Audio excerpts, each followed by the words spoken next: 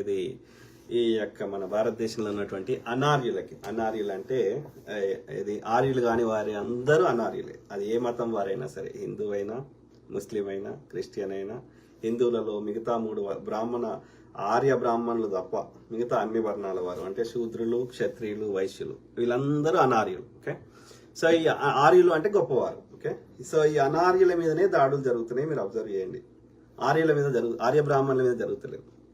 కాబట్టి ఆర్య బ్రాహ్మణుల ఆధిపత్యం కోసం భారతదేశంలో దాడులు బీజేపీ ఆర్ఎస్ఎస్ చెందిన ఆర్య బ్రాహ్మణులు చేస్తున్నారా? లేదు అంటే ఈ యొక్క అనార్యులు కన్వర్ట్ అయినటువంటి ఇస్లాంలోకి, క్రిస్టియానిటీలోకి కన్వర్ట్ అయిన, ముఖ్యంగా ఇస్లాంలోకి కన్వర్ట్ అయినటువంటి అనార్య భారతీయులు చేస్తున్నారా అనేది మనం తెలుసుకునే ప్రయత్నం చేద్దాం. ఓకే, నేను మాట్లాడితే ఏమంటారు, బోన్ ఇన్ ద మీట్ అంటారు కదా, అంటే అందులో సబ్జెక్టు, అందులో విషయము, ఏదైనా ఆధారము, లేకపోతే క్లోజ్ టు రియాలిటీ ఏదైనా దగ్గర ఉంటేనే మాట్లాడతా, లేకపోతే ఏమంటారు అలిగేషన్స్, ఇక చెత్తా చెదారము మాట్లాడతారు. కాబట్టి వాస్తవానికి దగ్గరకు మాట్లాడే ప్రయత్నం చేస్తా. అందులో భాగంగా 4 పాయింట్స్ మాట్లాడతా. ఒకటి ఏంటంటే, ఒకటి డాక్యుమెంట్ దొరికింది, అది ఏది ఆర్ఎస్ఎస్ ఎట్లా భారతదేశంలో దాడులు చేయిస్తుంది అని. సో దాని గురించి ఒకటి మాట్లాడదామని. తర్వాత ఇది ప్రజ్ఞా ఠాకూర్ సింగ్ అనేట ఆమె గురించి, ఆమె మీద కేసు ఉంది. ఈ మే 8వ తారీఖు వర్డిక్ట్ రాబోతుంది. దాంట్లో ఆమెకు ఏమంటారు యావజ్జీవ కారాగార శిక్ష పడుతుందా, ఉరి శిక్ష పడుతుందా, ఏమవుతుందో చూద్దాం. తర్వాత ఆ కాంబ్లే బ్రదర్, దిగంబర్ కాంబ్లే బ్రదర్ ఒక వీడియో, అది వైరల్ అవుతుంది. సో అందులో ఉన్న వాస్తవాలు ఎంతవరకు కరెక్ట్ అనేది మళ్ళొకసారి విశ్లేషిద్దాం. అట్లనే నేహా సింగ్ రాథోడ్ అని ఎవరు, భోజ్పురి అంటే బీహార్లో ఒక ఫోక్ సింగర్ ఆమె.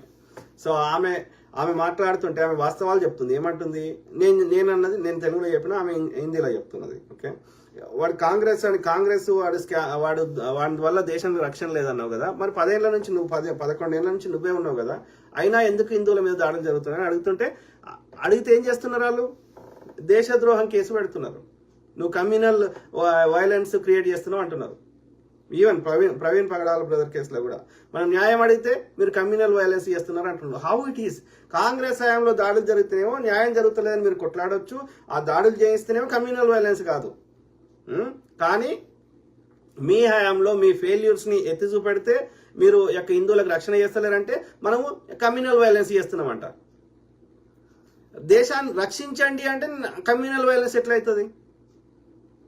అంటే వారి ఆధిపత్యం, వారి లోపాలను ఎత్తి చూపెడితే, లేకపోతే వారి వివక్షను ఎత్తి చూపెడితే మనకు వాళ్ళు ఇచ్చే ముద్ర ఏంది, వాళ్ళు ఇచ్చే టైటిల్ ఏంది అంటే దేశద్రోహం అని చెప్పి సెడేషన్ యాక్ట్ కింద, దేశద్రోహం కేసు కింద అమ్మాయి మీద కేసు ఫైల్ చేశారు, ఎఫ్ఐఆర్. ఎవరు? నేహా సింగ్ రాథోర్ అని.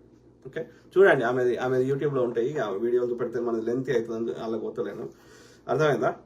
సో ఆ క్రమంలో ఏది మాట్లాడదాం? ఫస్ట్ ఆ డాక్యుమెంట్ మాట్లాడినాక ఆ ప్రజ్ఞా సింగ్ ఠాకూర్ది మాట్లాడిన తర్వాత కాంబ్లే బ్రదర్ది వీడియో మాట్లాడదాం. ఓకే, సో ఆ క్రమంలో మనకి దొరికినది అఫిడవిట్ ఏది యశ్వంత్ ఏంది in the court of extra. మీరు ఏమైనా కామెంట్లు పెట్టండి, లాస్ట్ చదువుతాం. ఓకే, ఎందుకంటే ఈ ఫ్లో పోవద్దని, మధ్య చదివితే అది టాపిక్ అటు ఇటు అయిపోతుంది. So in the court of extra judicial district and sessions judge Nanded అంటే మహారాష్ట్రలో, కేసు నంబర్ ఉంది, నేను చెప్తలేను. ఓకే, సో ఏది state of Maharashtra versus Rahul Manohar Pandey అంటే వీళ్ళంతా బ్రాహ్మిన్స్. ఓకే, నార్త్ ఇండియాకి చెందిన బ్రాహ్మిన్స్. ఓకే, ఏముంది ఈ డాక్యుమెంట్లో? ఏముంది? 9 పేజీలు ఉంది. May it please your honour, జడ్జిలకి హానర్ అని పిలుస్తాం, అంటే గౌరవమైన వారు అని అర్థం ఇంగ్లీష్ తెలుగులో. The applicant Yashwant Sahadev Shinde. ఆయన వయసు age 49, age 49 years, occupation business, residing at so and so place. ముంబైలో ఉంటాడంట ఆయన. ఈ యశ్వంత్ సహదేవ్ షిండే 49 ఏళ్ళు అప్పుడు, ఇప్పుడు ఇంకా పెరిగి ఉంటుంది. So the applicant has been associated with VHP, Vishwa Hindu Parishad VHP, Rashtriya Swayamsevak Sangh RSS and Bajrang Dal since 1990. Since the time he was 18 years of age. He worked in these organizations in various capacities at the state and national level. ఎవరు? ఈ యశ్వంత్ సహదేవ్ షిండే అనే అతను ఆయనకి age ఇప్పుడు వయసు అంతా ఈ document create చేసినప్పుడు 49 ఏళ్ళు. ఆయన ఈ బీజేపీ ఆర్ఎస్ఎస్ వీటన్నిటితోటి అసోసియేషన్ అయి ఉన్నది ఎప్పటి నుంచి ఆయన 18 ఏళ్ళు ఉన్నప్పుడు. అంటే ఆయనకు 30 ఏళ్ల నుంచి ఆయన ఈ యొక్క విశ్వ హిందూ పరిషత్ అంటే విహెచ్పి, రాష్ట్రీయ స్వయం సేవక్ అంటే ఆర్ఎస్ఎస్ అండ్ బజరంగ్ దళ్ ఈ మూడిట్లో 1990 నుంచి పనిచేస్తున్నాడు ఆయన. ఓకే, ఆయన 18 ఏళ్ళు ఉన్నప్పుడు అంటే 1990 అంటే ఇప్పుడు ఎంత 35 ఏళ్ళు 35 20 వేస్తే 35 20 53 ఏళ్ళు ఉన్నాడు ఇప్పుడు ఆయన. ఓకే, అంటే ఇది 4-5 ఏళ్ల కింద అదే ఈ హేమంత్ కర్కరే అది అయింది కదా దాడులు, అప్పటిది అన్నట్టు ఈ ఒక 5-6 ఏళ్ల కింద 2017. He worked in these organizations in various capacities. Okay, state లెవెల్లో నేషనల్ లెవెల్లో పనిచేసిండంట ఆయన. In early 1990s, when he got to know through TV and newspapers that Hindus in Jammu and Kashmir were being brutally killed and driven out by terrorists, he went to Jammu in 1995 and met the Himgiri Prant Pracharak of RSS, Indresh Kumar. Indresh ji appointed him as the Vistarak of Rajouri and Jawahar Nagar, which were on Pakistan border. Pakistan border ఉన్నటువంటి యొక్క అక్కడికి Rajouri and Jawahar Nagar కి ఈయనను విస్తారంగా ప్రకటించినట్టు అక్కడ ఉన్నటువంటి RSS ప్రచారకుడు అయినటువంటి Indresh Kumar. Okay, ఎందుకంటే జమ్మూ కాశ్మీర్ లో టీవీలో చూసినారంట, ఆ జమ్మూ కాశ్మీర్ లో అక్కడ ఉన్నటువంటి ఈ యొక్క టెర్రరిస్టుల ద్వారా అక్కడ ఉన్నటువంటి కాశ్మీరీ పండితుల మీద దాడులు చేస్తున్నారని చెప్పి. Okay, in December 1995, the ex-CM of Jammu and Kashmir, Dr. Farooq Abdullah, visited Rajouri. The applicant attended the meeting of the local people by అంటే ఇక్కడ ఏంటంటే ఆ జమ్మూ కాశ్మీర్ చెందిన ముఖ్యమంత్రి అప్పుడున్న ముఖ్యమంత్రి ఆ రాజౌరి ప్రాంతానికి విజిట్ చేసిండు అంటున్నాడు. The applicant was అన్నాయిడ్ by one of the state doctor Abdullah చేసిన ఒక స్టేట్మెంట్ ఈయనకు నచ్చలేదంట, ఈ సహదేవ్ షిండే అంటే ఆయనకి. ఓకే, ఈయనకు అప్పుడు అనిపించిందంట ఆయన మాట్లాడుతుంది యాంటీ నేషనల్ అంటే దేశద్రోహం, దేశానికి వ్యతిరేకంగా మాట్లాడుతుండు అనిపించిందంట డాక్టర్ అబ్దుల్లా గారు మాట్లాడింది. He was immediately arrested and was taken to Rajouri police station. An offence was registered against him and he was handed over to Terrorism Interrogation Branch of Jammu for further investigation. The applicant was annoyed by the statements of Dr. Abdullah, which he thought anti-national. Okay. And he hit doctor Abdullah on his face.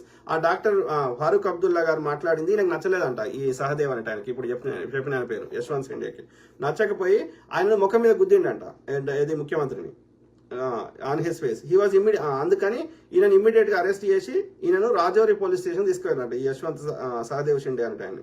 An offence was registered against him and he was handed over to Terrorism Interrogation Branch of Jammu for further investigation. He was released on bail after 12 days but was again arrested under the Public Safety Act. He was released from jail after 4 months. A trial was conducted against him and he was acquitted by the court in 1998. Okay, అర్థమైందా? 95లో ఆ doctor Abdullah గారిని ముఖ్యమంత్రి జమ్మూ కాశ్మీర్ ముఖ్యమంత్రి గారిని ఇతను కొడితే అతన్ని జైల్లో పెట్టడం జరిగింది. తర్వాత 12 రోజులకు బెయిల్ మీద రిలీజ్ అయ్యిండు. ఆ తర్వాత మళ్ళీ పబ్లిక్ సేఫ్టీ ఇతని వల్ల పబ్లిక్ రక్షణ లేదని మళ్ళీ అరెస్ట్ చేసిండ్రు. మళ్ళీ 4 months తర్వాత రిలీజ్ చేసిండ్రు. ఆ తర్వాత కేసు కోర్టులో కేసు ట్రయల్ అయింది. ఆ తర్వాత కోర్టు ఇతనికి ఏమంటారు ఎట్లాంటి శిక్ష వేయకుండా ఇతను గిల్టీ కాదు అని చెప్పి అక్విటెడ్ అంటే అతని గిల్టీ కాదు నిర్దోషి అని చెప్పి అతనికి కోర్టు తీర్పిచ్చింది. ఆ విధంగా ఇతను ఆ కేసు నుంచి బయటపడ్డాడు. ఇది 1998లో ఇతని పేరు. Okay, the applicant had done the preliminary training class of RSS Prathamik Sangh Shiksha Varg in 1995. Okay, అప్పుడే ఆ టైంలోనే ఇతను ప్రైమరీ ట్రైనింగ్ ప్రిలిమినరీ ట్రైనింగ్ దాని పేరేంది ప్రాథమిక్ అంటే ఇనీషియల్ అన్నట్టు ప్రాథమిక్ సంఘ్ శిక్షా వర్గ్ అనే ట్రైనింగ్ తీసుకున్నాడంట ఆర్ఎస్ఎస్ లో ఇతను 1995లో. He completed the second level of RSS training class in ఇక్కడ ఇన్ 96-97 ఎట్ చండీగఢ్ అంటే పంజాబ్ లో మళ్ళీ సెకండ్ లెవెల్ ఆఫ్ ట్రైనింగ్ తీసుకున్నాడు ఆర్ఎస్ఎస్ లో. దెన్ హీ వాజ్ అంటే నేను ఎందుకు చెప్తున్నా ఇవన్నీ అంటే ఆర్ఎస్ఎస్ అనేది ఎట్లా పనిచేస్తుంది, how they train the people, how they put up the బాంబులు ఎట్లా పెడతారు, ఎట్లా దాడులు చేస్తారు అనేది ప్రజలకు సామాన్యులకు తెలవాలని కోర్టు డాక్యుమెంట్ ఎందుకంటే ఇది అఫీషియల్లీ కోర్టులో డాక్యుమెంట్ సబ్మిట్ చేశారు కాబట్టి ఇక నా దగ్గర ఇది అబద్ధం చెప్తున్నా అనడానికి లేదు నా మీద కానీ ఎవరి మీద కానీ. ఓకే, అర్థమైందా? అలిగేషన్ వేస్తున్నాడానికి లేదు, అర్థమైందా? This is a document from the court submitted to the court. Okay, so 1996 లో చండీగఢ్ లో అతనికి సెకండ్ లెవెల్ ట్రైనింగ్ ఇచ్చారంట ఏది ఆర్ఎస్ఎస్ వాళ్ళు. Then he was appointed as the pracharak of Reasi tehsil in Udhampur district of Jammu. Second level training అయిపోయాక ఈ ఆర్ఎస్ఎస్ ప్రచారకుడిగా ఎక్కడ రియాసీ తహసీల్ అనే place, okay, Udhampur district of జమ్మూలో మళ్ళీ అతన్ని అపాయింట్ చేసినట. Okay, he return to Mumbai 1999లో మళ్ళీ ముంబైకి వచ్చాడు. Was made the chief of Bajrang Dal Mumbai యొక్క బజరంగ్ దళ్ బ్రాంచ్ కి ముంబైకి ఇతన్ని చీఫ్ చేసిరంట. ముఖ్య చీఫ్ అంటే అదే ముఖ్యమైన వాడు, the top. While working in Bajrang Dal he got to know one Milind Parande అనేటువంటి ఇతనికి పరిచయం అయిందంట. He was the head of Maharashtra unit of VHP. ఈ మిలింద్ పరాండే ఎవరు అంటే మహారాష్ట్రలో ఉన్నటువంటి విహెచ్పి విశ్వ హిందూ పరిషత్ బ్రాంచ్ కి ఆ విభాగానికి హెడ్ ఎవరు? మిలింద్ పరాండే. ఆ మిలింద్ పరాండేను ఈ బజరంగ్ దళ్ యొక్క చీఫ్ అయినటువంటి ఈ యొక్క ఏం పేరు యశ్వంత్ షిండే సహదేవ్ కలిసిండంట. ఓకే, అర్థమైందా? Because of some differences in the organization he left Bajrang Dal and decided to work in the students organization Garjana, which was the aggressive wing of Akhila Bharatiya Vidyarthi Parishad ABVP. He toured in many districts of Maharashtra and tried to build an organization, but owing to financial constraints, his movements were restricted and the organization could not grow as expected. ఏమర్థమైందంటే ఏది కొన్ని అతనికి ఆ బజరంగ్ దళ్ లో నచ్చలేదంట, కొన్ని అంశాలు నచ్చక అతను ఆ బజరంగ్ దళ్ నుంచి బయటకు వచ్చిందంట. వచ్చి ఈ యొక్క ఏది ఏబీవీపీ అంటాం కదా మనం, అఖిల భారతీయ విద్యార్థి పరిషత్ ఏబీవీపీలో ఒక విభాగం ఉందంట. ఏది దాని పేరు గర్జన. అదేంటంటే వెరీ అగ్రెసివ్ విభాగం అంట గర్జన అనేది. ఏబీవీపీలో కూడా డిఫరెంట్ ఉన్నాయంట.